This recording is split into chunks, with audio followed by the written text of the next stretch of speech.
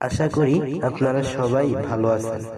আজকে আপনাদের জন্য নিয়ে এসেছি নতুন রয়্যাল এক্সপ্রেস বাসের একদম নতুন এবং প্রিমিয়াম লুকের একটি স্কিম।